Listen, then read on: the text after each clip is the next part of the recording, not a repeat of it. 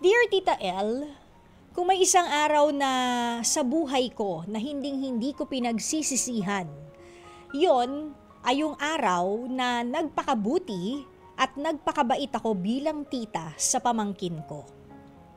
Isang hapon po kasi, naglambing siya sa akin. Gusto niyang pumunta sa playground sa subdivision namin. Kaso, wala siyang kasama. Sa totoo lang, tinatamad pa akong lumabas nun, Tita El, pero hindi ko rin naman kayang tiisin yung puppy eyes niya. Kaya ayun, sumama ako. Pagdating namin doon, may ibang bata rin na naglalaro. At doon ko nakita ang isang lalaking nakaupo sa bench. Tahimik lang, binabantayan ng isang batang masayang tumatakbo.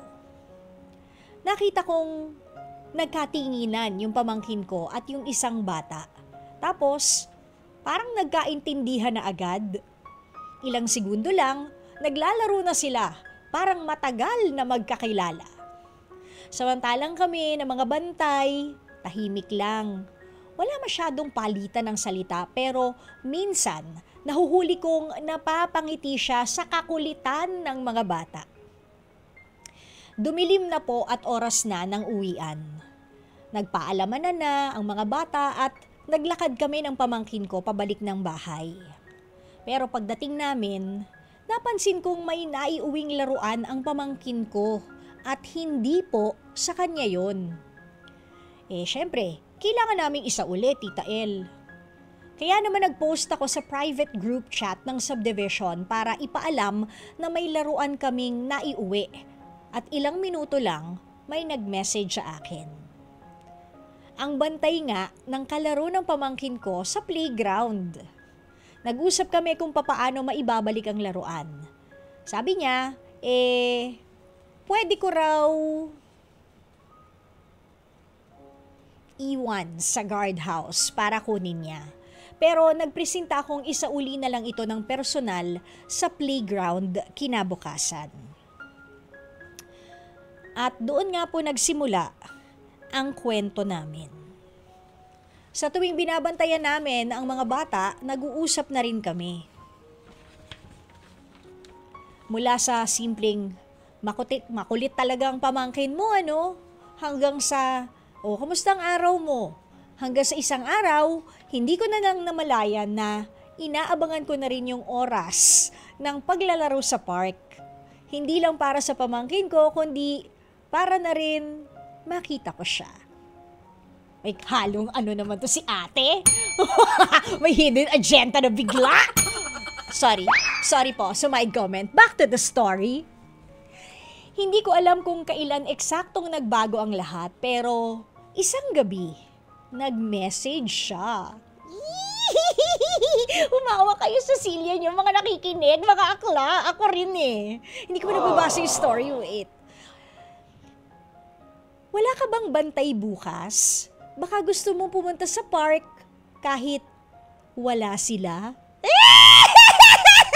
Sorry, yan po yung sabi, Tita El.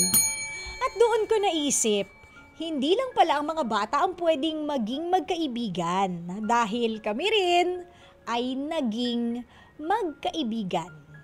At ilang buwan pa ang lumipas, naging magkaibigan. Ngayon, hindi na lang pamangkin namin ang naglalaro sa playground. Kasi sa tuwing babalik kami sa park kung saan nagsimula ang lahat, hindi na kami bantay ng kung sino, bantay na rin po kami ng sarili naming anak.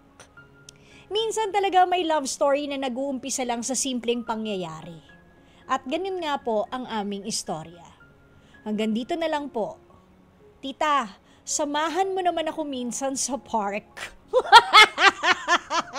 Claire ng Bulacan, ang layo ng Bulacan. Kung dito ka sa park malapit sa amin, sasamahan kita. Pero kung ako yung pupunta pa na grabe, layo na Bulacan ha? Pamasahe pa lang lugi na ako, no? Magto-toll fee pa ako. Hindi ba? Grabe. Anyways, kung may palibreng merienda, sige, araw-arawin natin ang pagpunta sa park. Hindi ba? Lalo na pag day off ng yaya. Pwede si tita. Nakakatuwa yung storya ninyo, Claire. And sana, dahil meron na kayong training parehas siguro sa mga pamangkin ninyo, I'm pretty sure na you will be very effective parents sa anak nyo naman. Okay?